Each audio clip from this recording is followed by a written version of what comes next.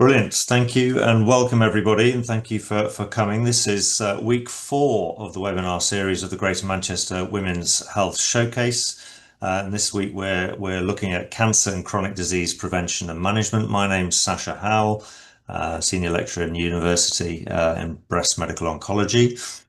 A little bit of housekeeping at the start.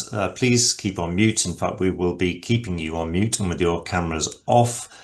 Please use particularly the question and answer function in Zoom, but you can use the chat function to ask questions. And if you're asking questions on the way through, we have asked our speakers if they can answer your questions live if possible, but we'll then have a question and answer session at the end where you can pose any particularly pertinent questions, and we'll have a go at getting some live answers.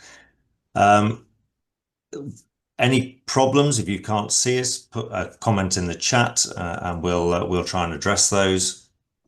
And I'm going to ask the speakers to try and keep to time, which is 10 minutes each as a maximum. Thank you very much. And we'll take the questions at the end of the presentations.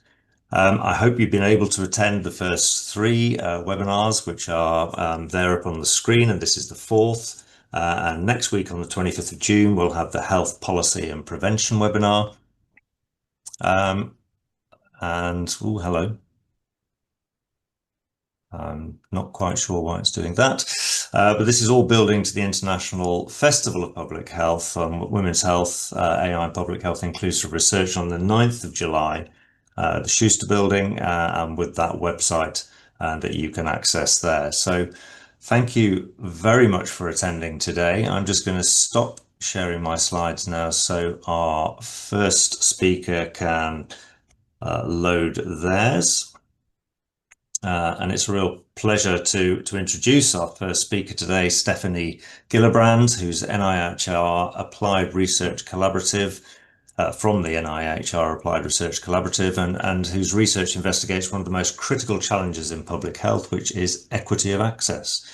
So Stephannie will be presenting on exploring the barriers to cervical screening and perspectives on new self-sampling methods amongst underserved groups, and that'll provide some key insights into what prevents uptake and how we might close the gap. So over to you, Stephannie. Thanks very much. Hi everyone, I'm Stephannie. So this is a piece of work that we did a few years ago now. So I was in the Applied Research Collaboration then. I'm now in the Centre for Health Services Research. Whilst I'm the one doing the presentation today, this is certainly a team effort. So Emma Crosbie and Jen Davies were also leading the project along with Caroline Sanders, myself. And I know Emma's going to give you a great presentation about some of their work. So this is a sister project to that much wider piece of work that Emma's been leading over the last few years. So we know that there are well-known barriers to cervical screening for underserved groups, and this typically falls along the lines of social equities and wider health inequalities. So underscreened groups are typically women and people from private areas, some ethnic minority backgrounds and religious backgrounds, women with learning disabilities. There's lots of risk factors that might mean people are less likely to get screened. But recently there have been trials to develop alternative to the traditional smear test, so self-sampling methods. These are urine sampling and self-swabbing, and they have been shown to have similarly high levels of sensitivity to the traditional smear test, and would likely be cost effective if they're brought in. So I think a recent study demonstrated that either of those new self-sampling methods would generate between 16 to 19 million pounds of savings for the NHS per year. If they increased uptake or they transferred some people over from the smear test. And also the background to this policy background, the UK government has pledged to eradicate cervical cancer by 2040, and this will be predominantly achieved by cervical screening and also increasing access to the HPV vaccine. And also the UK National Screening Committee, tail end of last year and this year, they've done a public consultation to understand views around the possible introduction of self-swabbing. So not urine sampling, just self-swabbing. So this is just to show you briefly what these two new self-sampling methods are. So on the left-hand side, you've got the urine sampling. So this is literally a urine test. On the right-hand side, you have this self-swabbing, which some of our participants described as a COVID test for down there, if you like. But I won't go into too much detail because I know Emma's going to talk a bit more about urine sampling in her presentation. So for this, this research project, we did a participating research approach. So we did a broad sampling strategy trying to recruit women from these umbrella groups, under-screen groups, so those who might have risk factors along these categorical lines. And we wanted to include a wide variety so that we could look at intersectional experiences between groups.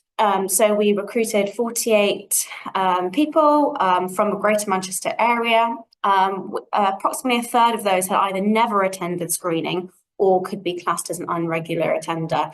So we did have quite a variety in terms of people's perspectives. We recruited via community organisations and GP practices, and we did also do some quite novel data collection strategies where we actually worked with a local charity that supports street sex workers. ARC paid for us to get a bus out and to go and do interviews and data collection on that bus. So these are women who might go and need some additional services and support via that outreach method.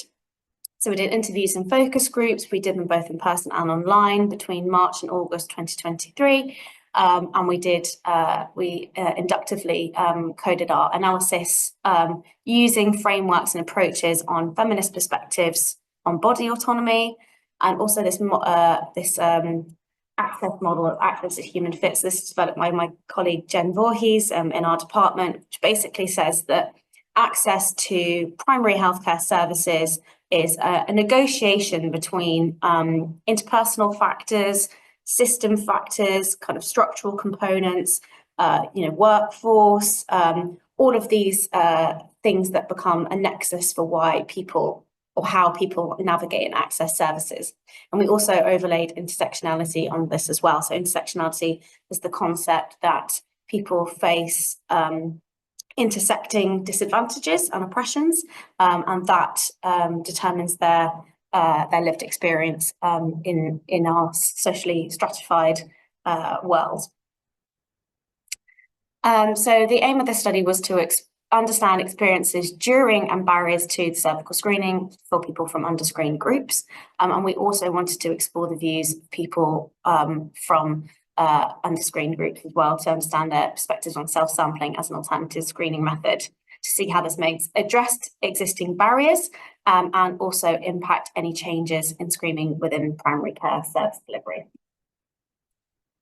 So what we found is that the known barriers to cervical screening, which we know exist and have persisted for a long time, these still persist. So these barriers include structural, interpersonal, and cultural barriers for specific groups. So for example, it might be around pain and discomfort, it might be around embarrassment, it might be around fear. Fear of the speculum was something that came up a lot. And actually a lot of these barriers really tended to centre around the healthcare professional, so people's interactions with the healthcare professional, both before the screening appointment, during the screening appointment and after, so how those results are communicated as well. But also we heard a lot of positive experiences, and I think it's really important to focus in on this as well, because we often hear a lot about the negative experiences, but we heard a lot about people's really positive experiences. These tended to centre around healthcare professionals. So a lot of the time that was really seen to be adequate communication. So people being walked through what to expect, people having kind of reasonable adjustments made for them. So, whether they could, take extra time or have things explained in a better way. And this kind of individualised approach to care. So that was seen to be really valuable. And the new methods were generally seen to be really positively perceived by our participants. They were seen to be more accessible, less invasive, and what came across really strongly was this choice of this importance of choice and empowerment. for women, that especially that it was, you know, their own choice to choose which method to use. And it was also seen to be more convenient because the idea is that you could potentially do these methods at home, so you wouldn't necessarily have to go to the GP practice and do it there. But there was also some concerns around accessibility, so specifically the kind of dexterity of using these new methods, and also around the efficacy. So some people were slightly suspicious around these new methods, and people said to us, well, if we can do it this way, why haven't we been doing it this way already, which I thought was really interesting.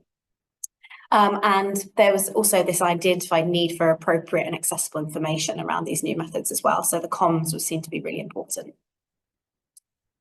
So in terms of our conclusions, we know that these barriers to cervical screening remain across the participant group. I think it's really interesting and important that, you know, these barriers have been identified in the literature for many, many years, and some of those barriers definitely still do remain. There is some really good examples of good practice, and I do think that's really important to bring home, but that wasn't consistent. And certainly even people who had good experiences had also had bad experiences. So, you know, there was a certain levels of inconsistency there, and the kind of good method, the good ways of doing cervical screening was not seen to be universal. But both of these negative and positive experiences tend to centre around the healthcare professionals, and I think there was a recognition that more could be done there. And when we spoke to people, certainly these idea of intersecting identities and experiences of marginalisation really impacted upon people's experiences of the screening process. So, for example, we spoke to women with mental health issues, and, you know, they mentioned about how, you know, how their anxieties were managed or not managed in the screening process.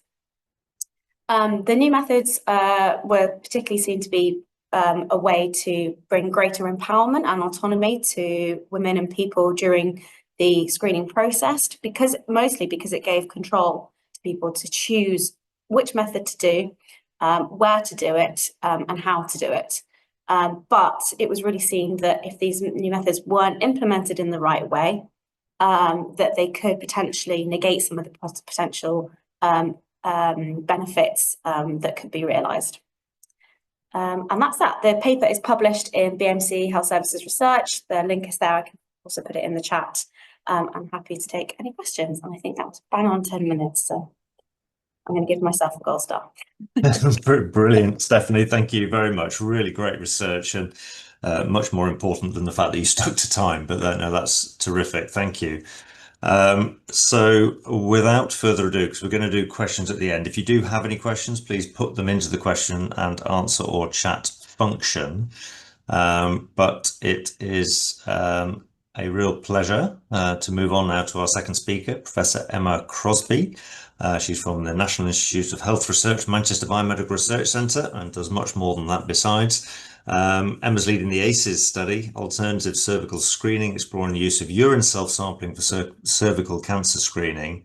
Is phenomenal research, which has significant implications for accessibility, comfort and uptake, especially for those less likely to engage with traditional methods. Emma, do you want to take it away? Yes, thank you very much. Can I just check you can see my slides and you can hear me okay? Yes. Fabulous. Okay, thank you very much. So yes, on behalf of Team ACEs, I'm going to talk about urine HPV testing as an alternative cervical screening strategy. Trying to move my slides forward. Okay, so as we've heard from Stephannie already during this webinar, cervical screening is really effective at saving lives from cervical cancer. The way that it works is that we screen for high-risk human papillomavirus, which is the etiological agent involved in cervical cancer. And by identifying people with pre-malignant disease, we can then treat them and prevent them from developing cervical cancer in the first place. So we know that since we introduced cervical screening in this country in the 1980s, the numbers of deaths from cervical cancer have reduced by around 75%. So a real success story of prevention through screening for pre-malignant disease.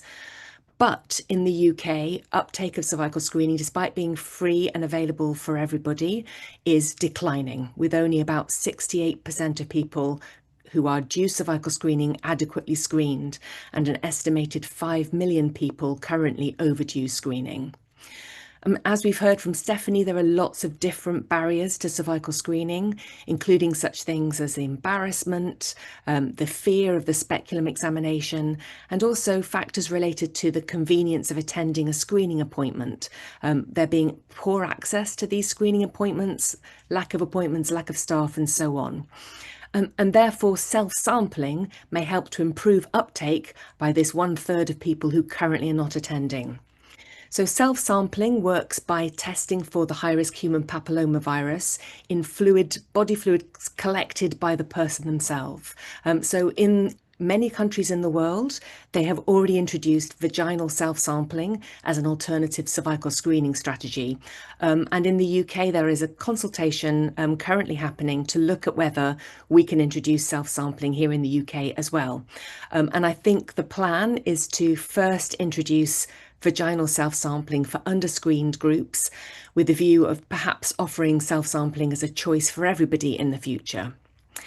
But when we look at the evidence around self-sampling in terms of its ability to improve uptake, we know from other countries' experience, and certainly from the research studies that have been done here in the UK, that only around 13% of current underscreened individuals that are sent a vaginal self-sampling kit actually return a sample, suggesting that all of the barriers to screening are not being met with vaginal self-sampling. So we thought that a urine test could help to improve uptake of screening. And we started by doing a very small pilot study that looked at urine HPV testing as opposed to cervical HPV testing for the detection of cervical precancer disease.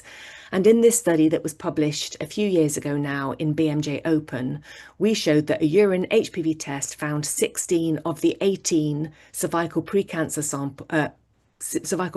lesions in the sample population, showing real promise as an alternative cervical screening strategy. A survey study that was carried out by Joe's Cervical Cancer Trust showed that 88% of 2,000 current non-attenders to cervical screening would prefer non-invasive sampling. And when we published the pilot study, it was picked up by The Sun, who published this headline, "End Smear Fear. Smear tests could be replaced after urine sample checks were found just as effective at preventing cervical cancer." And we were literally inundated with phone calls, emails and letters from women and people with the cervix who had not been for screening, saying things like, "Well, we'd all prefer a urine test, wouldn't we, ladies? And you've basically improved the lives of half the people on this planet."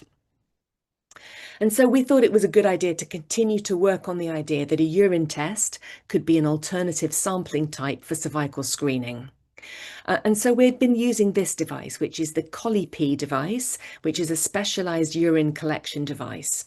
And the reason why this is important is because it reliably collects the first fraction of urine voided. And why we think this is important is because urine isn't in the urine itself, but rather is flushed with the first bit of urine passed from a mucus plug sitting around the urethra that contains sloughed cervical cells that may or may not contain HPV DNA. So it's really important that that first fraction of urine is included in the sample so as to collect those cervical cells that may or may not contain HPV. And this Colli-P device is a specialized device that reliably collects that first bit of urine using a funnel system. So essentially, the person collecting their sample would do their full urine void through the funnel, which is better shaped for the vulva and therefore less likely to avoid that first bit of urine being missed and going onto your fingers. And when the first 6 mils of urine have gone into the collection tube, the green stopper goes up and holes are aligned within the collection device such that the rest of the urine is passed through the funnel and into the toilet. And I'm just going to show you this little video now that shows you how it works. I can assure you it isn't urine being put in through this device here, but I just want you to see how the device stopper goes up very quickly and how the rest of the urine passes into the toilet through the funnel. So there you can see it in action. So the other good thing about the Colli-Pee is it collects a standardized volume of urine, so it's not too dilute. It doesn't, dilute the HPV DNA too much, and it immediately fixes it with a preservative. That means that the DNA, the HPV DNA, is stable and can be left at room temperature for at least 30 days. And this means that it really does lend itself for a sample collection device for people collecting their sample at home, because it allows for the delay between collecting the sample and it being sent in the post, received by the lab, and actually tested in the lab. And then when that sample gets to the lab, it can be used on any HPV testing platform. So we've been using the Roche Cobas testing platform, which is used in about half of the cervical screening labs in England. And as before, because this device collects such a small volume of urine, and because the whole device easily fits through a standard UK letterbox, the pack can be sent to somebody's home and then returned by post. So we've been looking at whether or not a urine test is expensive or, bad for the environment compared to routine screening. And it's perhaps not surprising that it is both cheaper and less carbon intensive than routine screening. And this all really relates to the fact that you don't need to go to a GP practice and have a screening appointment with a trained healthcare provider that then does a speculum examination and samples the cervix. So it's related to the fact that this can be done at home and avoids all the costs, both environmental and financial, of attending screening appointments in the NHS. But we've also been doing lots of work around the accuracy of this urine HPV test. And this is through two studies called ACES Colposcopy and ACES Primary Care. ACES Colposcopy has been published in BJOG, and ACES Primary Care has been accepted for publication in the British Journal of General Practice. And in these two studies, we chose a high-risk population, the colposcopy referral population, and a general screening population through primary care.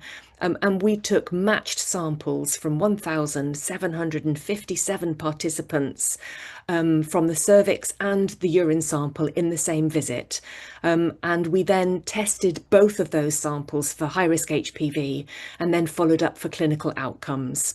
We also asked all our participants to let us know what they thought of the urine self-sampling and how it compared to the routine screening appointment that they subsequently had in that same visit.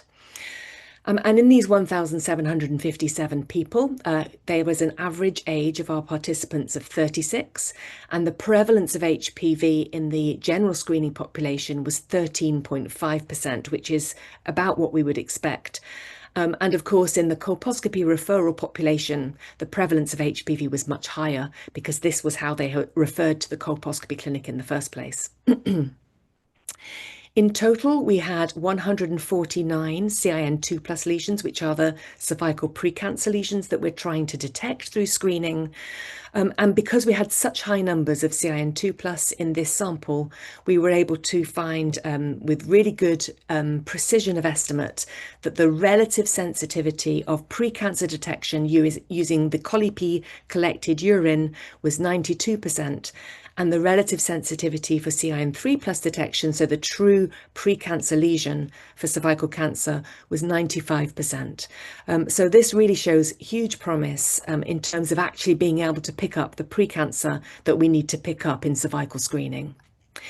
Just as important is its relative specificity, because we want to know that healthy people who don't have HPV are adequately reassured with the negative urine HPV test. And we were able to again show very high relative specificity for a urine sample of 97%.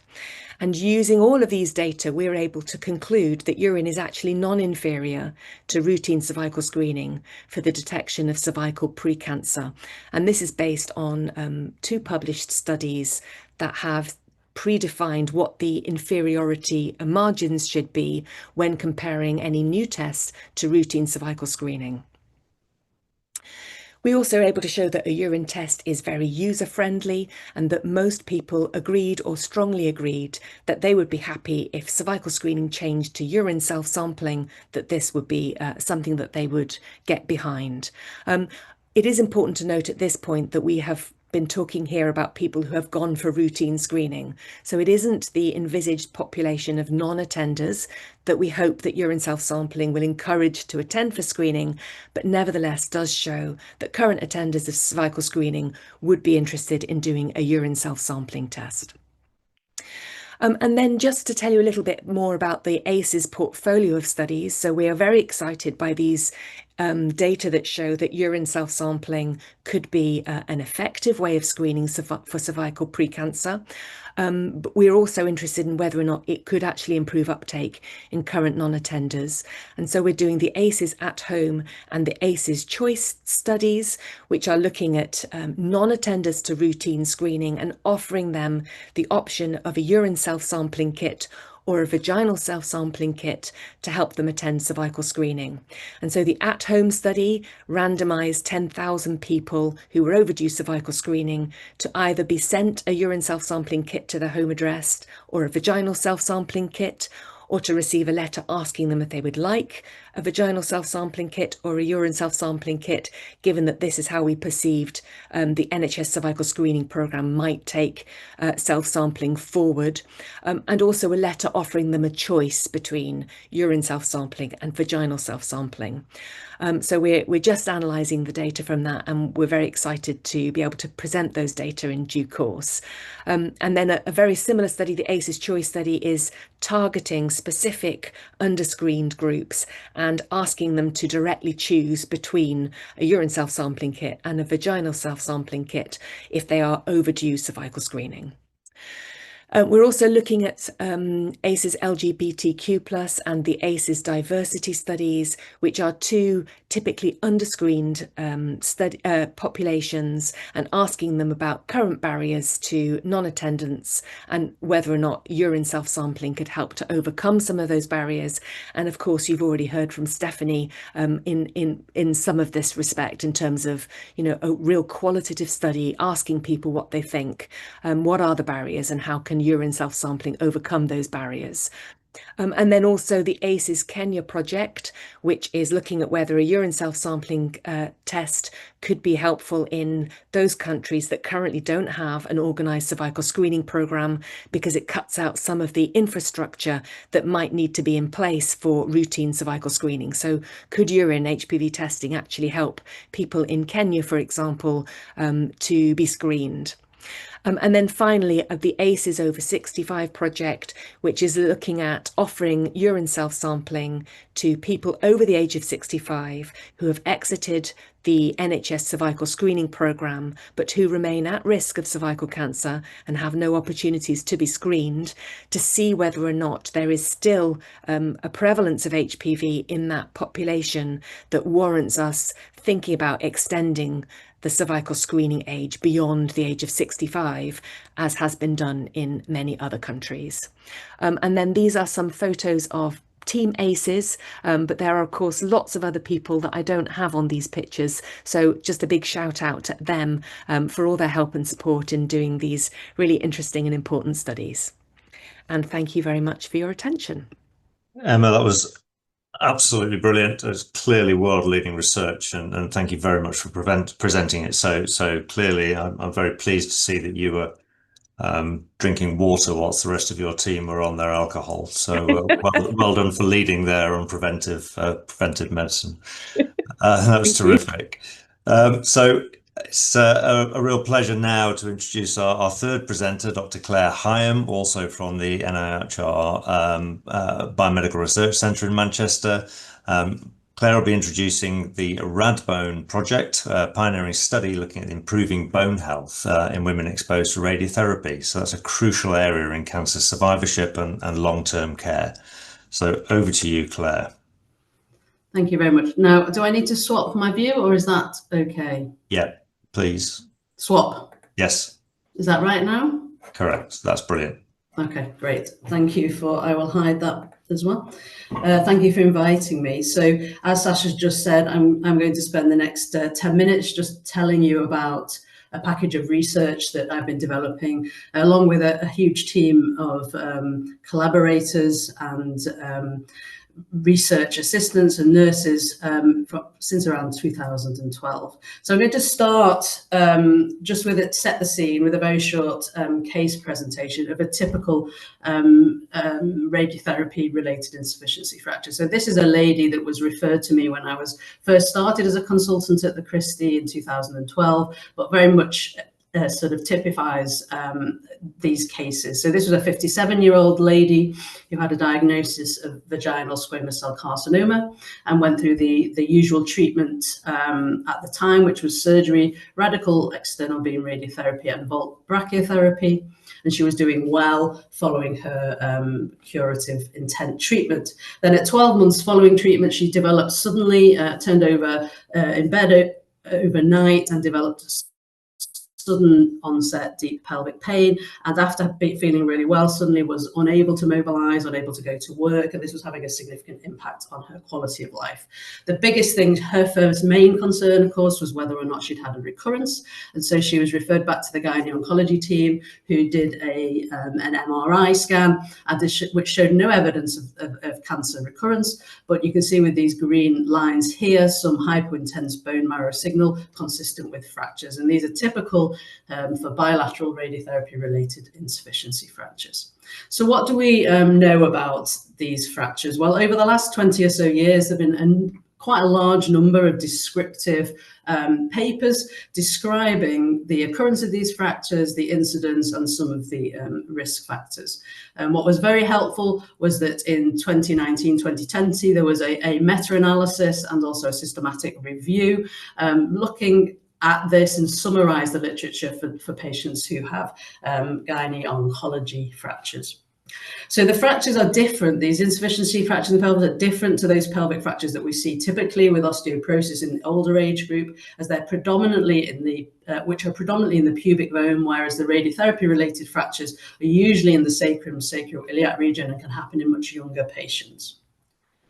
So following pelvic radiotherapy, up to 20% of patients can actually develop one of these radiotherapy-related fractures, and around 60% of them are symptomatic. Following radiotherapy, they usually occur, these fractures, within 3 months up to 3 years following radiotherapy, but rarely beyond that time. So they're really a fairly kind of instant or shorter term late effect, if you will.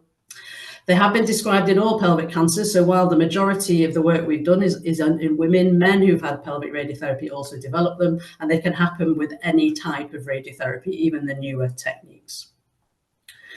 So most of the referrals I got in the early days were from the gynae oncology team, and we actually had no idea what to do with these patients. So we joined forces to look and see in the literature what we knew and what we could find out about how to manage them.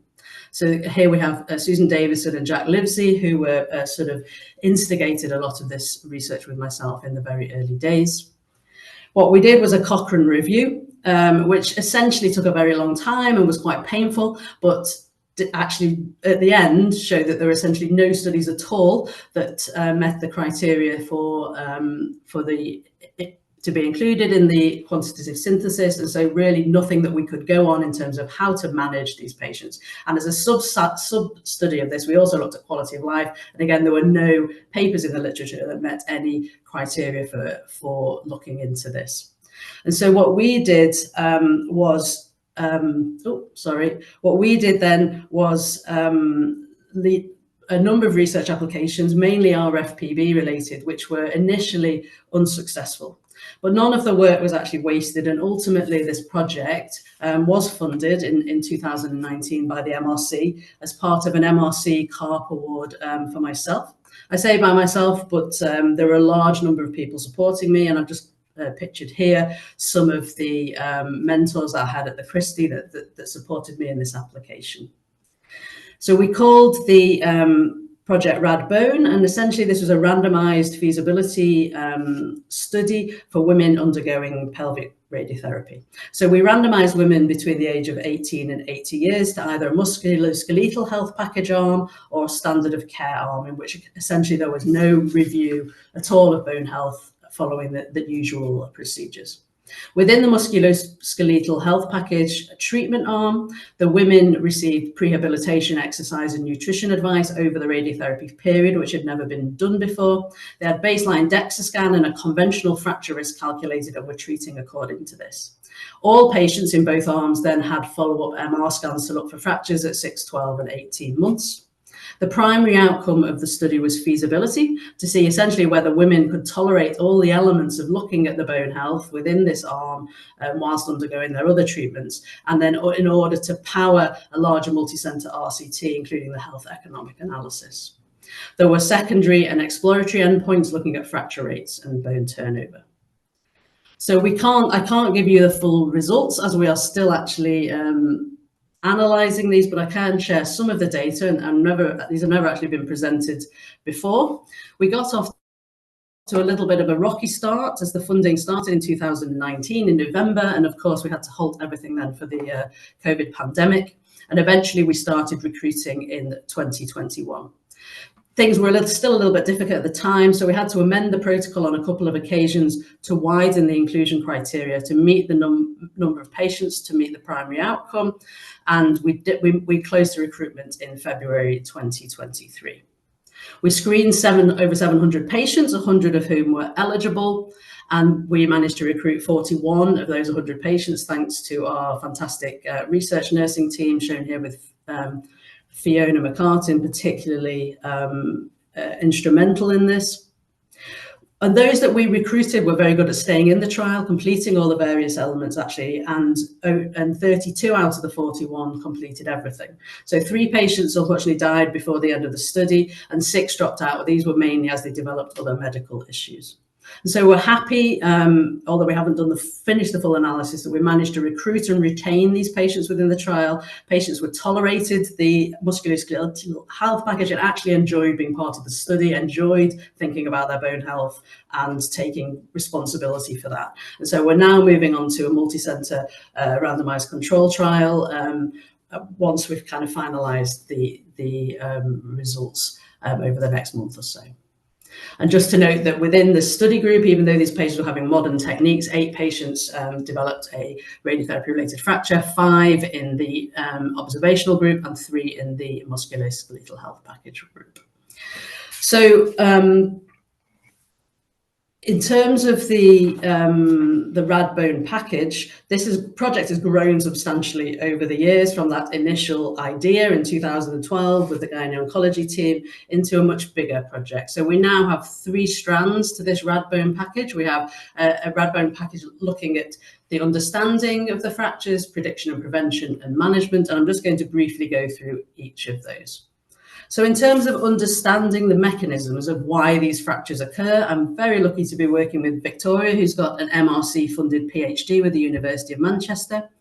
She's supervised also by Kay Williams and Peter Hoskin within the cancer cluster, and also we have this fantastic collaborative relationship with the expert skeletal lab in Sheffield. So most people are familiar with the use of bisphosphonate therapy for primary and secondary prevention of osteoporotic fragility fractures. We know these drugs are really effective in postmenopausal or age-related bone loss, where the lack of estrogen increases bone turnover, and then the bisphosphonates switch this increased bone turnover off and prevent fractures. We think, though, that the mechanism of fracture is likely different in radiotherapy-related fractures, and many patients have these fractures at a younger age, even with normal bone density, and even if they don't have a classic high fracture risk. Based on a small number of in vitro and animal studies that have been done, in correlation with other studies on radiotherapy effects, we think that in the weeks during and following radiotherapy, there's an increase in inflammation, during which time bone turnover might increase, and at this point we think bisphosphonates might be useful. We think that probably after that, bone turnover is likely to be significantly reduced, everything gets switched off, all the bone cells die and stop working, and therefore bisphosphonates might actually be detrimental at this point, but we don't know, and this is why we want to try to understand this further. And so Victoria, as part of her MRES, last year developed a mouse model of pelvic radiotherapy, and we'll be looking at this under different conditions to see the impact on bone microstructure and strength. She's at the end of her first year of a PhD, so we're hoping that over the next few years we'll begin to understand this better. So the next package that we're looking at relates to prediction and prevention. And in terms of prediction, and again, we're working with a really good team within the radiotherapy related research group in the cancer cluster. And we're lucky to be working with Artemis, who's a physics graduate and is also coming to the end of her first year of her PhD, which is BRC funded. And she's developing models for better predicting which patients might develop radiotherapy related insufficiency fractures. So we have built up over the last 10 years a clinical database of around 100 patients with rifts, which we've described, and we're going to match this to a group of pelvic radiotherapy patients without rifts to explore the risk factors in a more systematic way. And she's going to be focusing with her physics background on novel radiomic methods, so looking at dose of radiotherapy in combination with bone density and anatomical stress in very specific areas where the fractures occur, and see whether she can look into fracture risk. Alongside this, we're talking about prevention within this package, and this is what I've already described into the next stage of the RADBONE UK, which is the multi-centre randomised control trial we are setting up at the moment. So I'm slightly running out of time, but I do want to talk about management, because despite all of the increased knowledge and all of these descriptive studies over the last 20 odd years, there is actually very little still in the literature about how to manage these fractures. I think it's unlikely we're going to be able to prevent them entirely with all of the other work we've been doing, but so we do need effective management pathways. And I've been working with the Pelvic Radiation Disease Association. We've developed a best practice pathway for all of the complications of pelvic radiation disease. This is freely available on the internet, and I led the bone health pathway. It was very pragmatically written, based on very little evidence, and not co-produced with patients or any other stakeholders. So I think it's a good starting point, but I think we can do better. And I can say that because it was me that wrote it. But this is what we're trying to do in this package. We also know, as I said at the beginning, that there's very little actually around the impact of these fractures on patients and quality of life. So we've been incorporating that with the help of Sally Taylor from the Christie Patient Centred Research Centre. And we've developed what we call a RIF-RADS package, which is looking at the kind of various aspects I've described here in terms of care pathways for people who have actually then developed a RIF. We've put this in a couple of times to RFPB and been unsuccessful, and we've recently resubmitted it to the Christie 2030 research. So we're hoping that we'll be able to have some impact with this soon. So that's it, really. I just wanted to summarise by thanking again everybody that's been part of this evolving group, this RADBONE group, where we're really trying to understand and prevent and then manage patients with radiotherapy-related insufficiency fractures. Thank you. That's brilliant, Claire. Thank you very much indeed. Terrific presentation and a great body of work. So please put any questions that you have into the chat or into the Q&A on the Zoom. But now we'll move on to our fourth and final speaker, Dr. Kim Kirby, who is from the NIHR Health Tech Research Centre in Emergency and Acute Care. Will share a cutting-edge development in cardiovascular health, which is the use of novel technology to detect heart valve disease in women. And this work addresses a long-standing gap in early diagnosis of cardiovascular conditions in women, the world's leading cause of female mortality. So over to you, Kim. Thank you very much. Really nice to be here. So just a little bit of background. This technology is developed by a company called Lighthearted AI, and I was placed on a fellowship with them as part of an NHR Zinc Innovation Fellowship. So they've developed this technology, and I'm just going to tell you a little bit about it. So the founders of Lighthearted AI are here on the left, and on the right you can see an image of the technology. It's that little like projector type prototype there on the right hand side, and it shines a laser light at a patient's neck and uses speckle imaging. The device uses speckle imaging to detect the vibrations in the skin from the blood flow through the carotid area. It then uses AI algorithms to interpret the waveform to detect heart valve disease. It's still a device that's very much in development and being validated, but at the moment it's trained to pick up aortic stenosis and mitral regurgitation, and they're sort of doing very well with kind of development of that device. It's portable. It takes 15 seconds to take a reading. So a little bit about heart valve disease. This is a quote from one of our stakeholders who took part in the research. It's very much a disease of the older adult and has poor mortality, poor outcomes in older patients. And it's we really need to improve the prevention and detection and treatment of heart valve disease in older people. It affects over 11% of individuals aged over 65 in the UK. And data has really indicated that things are not equal between men and women in terms of detection and treatment. We're treating more men than we are women, and we're detecting heart valve disease earlier and, detecting it at all in men over women. So, we really need to understand what's going on there. And we wanted to understand if the light scope could have a place in improving that. So, Lighthearted AI was successful in getting funding from SBRI, and that was very much focused on women's health and how the light scope might fit in to improve that diagnosis gap between men and women.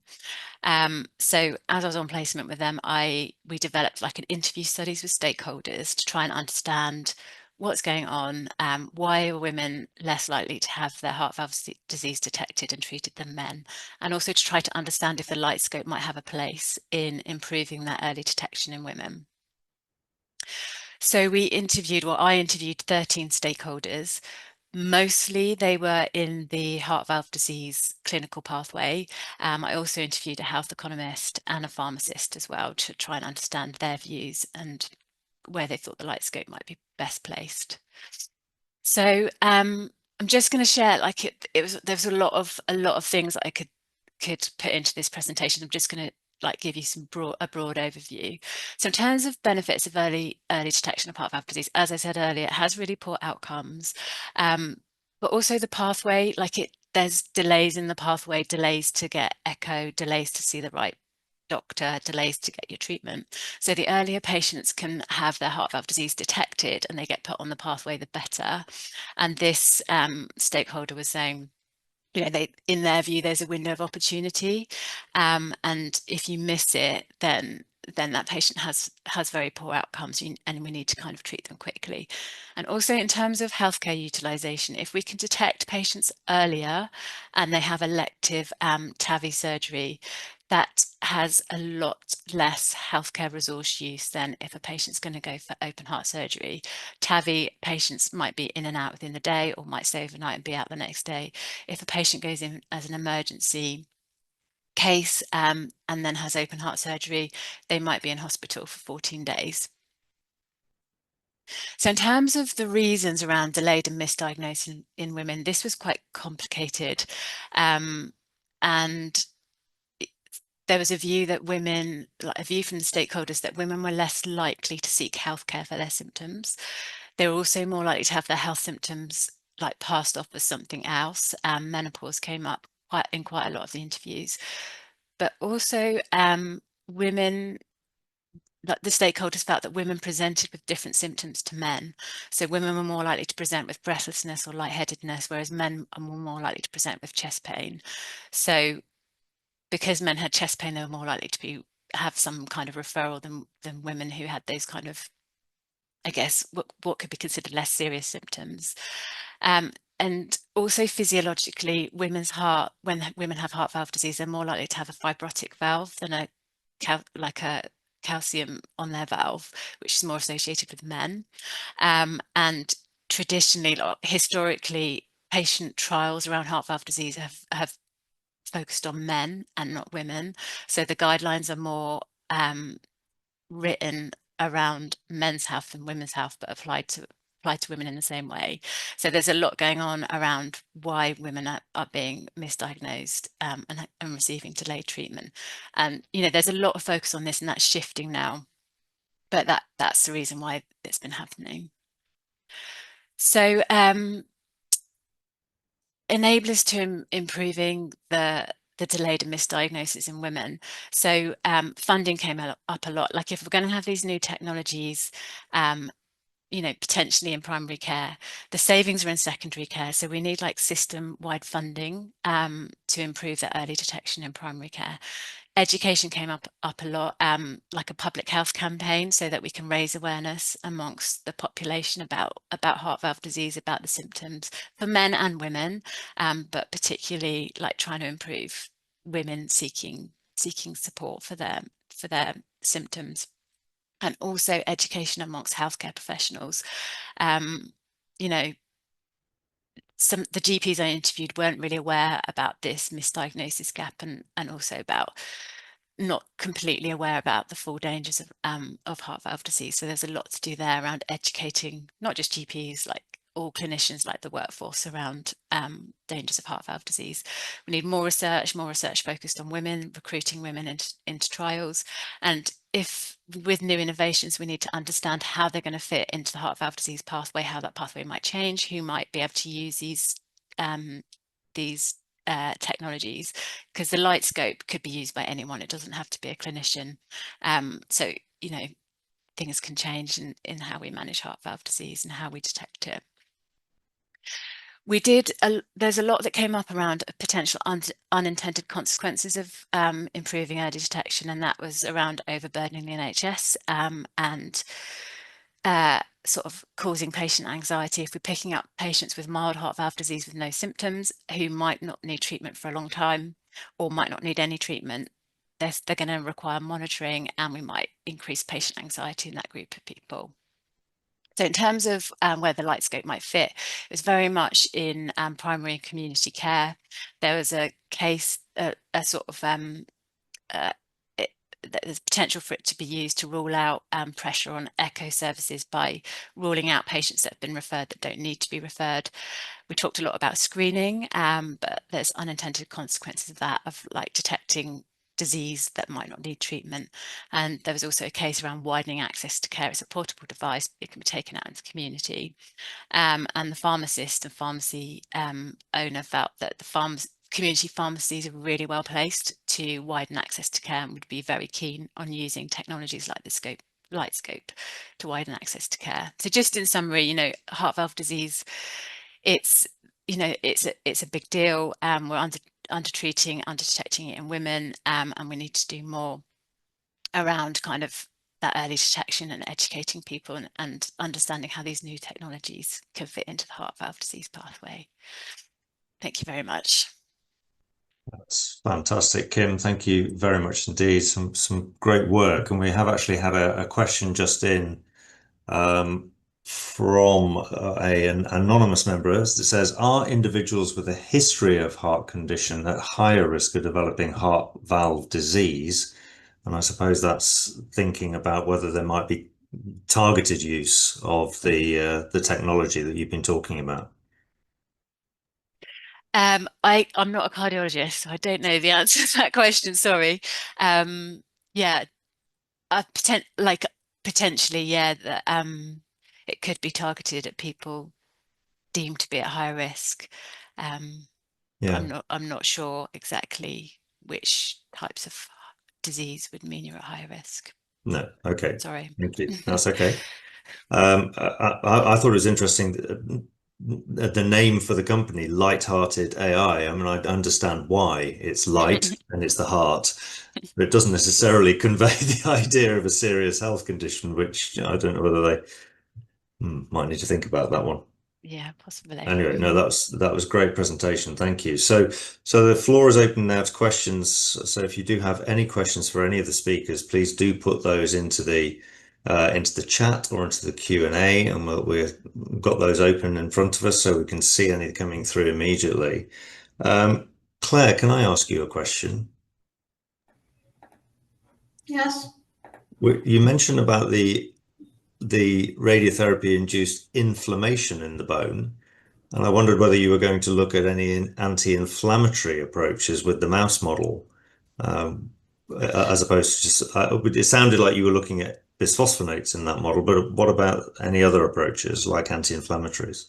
So there are a few points there, Sacha. One of the things that we've looked at in the RADBONE study itself, so the patient study, is that we've we've done a panel of inflammatory markers and bone turnover markers in all of the patients undergoing radiotherapy. So we should get some idea in the human population if there are any inflammatory sort of systemic inflammatory changes, which has never been done before. So that'd be really interesting. In terms of the mouse model, we're very early days with that. So and I didn't have time to go into everything in detail, I'm sorry, but Victoria's developed the pelvic radiotherapy model, which has taken some time, and also the techniques for isolating and looking at the bone. So the studies that Victoria is going to be doing are essentially looking at the impact of chemotherapy and radiotherapy on the bone. The kind of intervention will be the next stage once we've validated the model and we've got consistent results with that. But there are some very early papers where they use sort of antioxidant type medications to see if they could prevent some of the radiotherapy damage in the mouse models, and the results were sort of inconsistent. But yeah, it's definitely, I think we are looking for novel interventional targets for these, because I don't think bisphosphonates are really going to be the answer. Yeah, brilliant. Thank you. Great answer and some lovely work. And so there's another question there that Emma has offered to take. Emma, do you want to fire away? Yeah, so the question is whether there is any timeline for when alternative cervical screening methods might be introduced in the NHS and more widely. So yes, we do know the answer to this one. There's been recently a public consultation by the NHS to find out how people feel about offering self-sampling to underscreened people, and following that consultation, there is a plan to introduce it for current non-attenders, I think in 2026. So it's not going to be offered to everybody just yet. They're going to put the processes in place to offer it to non-attenders, and we're just talking about vaginal self-sampling at the moment. We're hoping that our urine self-sampling evidence will be taken forward for discussion, so that it could also be offered as a choice for non-attenders. And then the NHS is planning a longer term introduction of the choice between routine screening and self-sampling for everybody who's eligible for cervical screening in the coming years, following what they call an in-service evaluation. So they hope to offer it to some people to see how well it works. Is it feasible to do it in the NHS? Do people return samples? Are all the processes in place? And is it a safe thing to do? And then if it ticks all those boxes, then to offer it to everybody in the next few years. So yes, it is very much coming to the NHS. So watch this space. Brilliant. Thank you very much, Emma. Claire, do you want to take the Colette's question? Yeah, so thanks, Colette. In terms of the RADBONE feasibility study, we initially included in that women with gynecological cancers. So that was mainly cervical and endometrial cancers. But halfway through, for the second amendment, we actually extended it to women with anorectal cancers because we know that they're at risk as well, and that we weren't meeting our recruitment target. So it's obviously a broader group. So anybody who's had pelvic radiotherapy, including men, will also be at risk of these fractures. The incidence in men we think is less, but actually it's been less well studied. So we are considering whether the multi-center study will actually have men and women, which I think would be the most inclusive, the most equal way to do it, although it could provide challenges. In terms of, so what we're specifically looking at is the pelvic radiotherapy, so any fractures that happen within the pelvis, but there's probably translatability as well to other areas of bone that have been irradiated. So for example, people commonly get rib fractures or vertebral fractures after mediastinal or craniospinal radiotherapy, and there probably is some shared learning across that as well. Interestingly, there has been one study using preemptive risedronate in patients undergoing mediastinal radiotherapy, but that didn't have any impact on rib fractures. But that's only one study that's been done. So, yeah, brilliant. That's where Okay, well, thank you for that. So we are just past 1 o'clock. So I'd like to really thank all 4 speakers. It was an absolutely terrific session. So thank you very much indeed. Thanks everybody for coming. I remind you that we do have one more session, the 5th of the series next week, and that's building up to the 9th of July in-person meeting at the Schuster building at the university, as I advertised at the beginning. So hopefully we'll see you all again next week for health policy and prevention. And thank you very much for coming.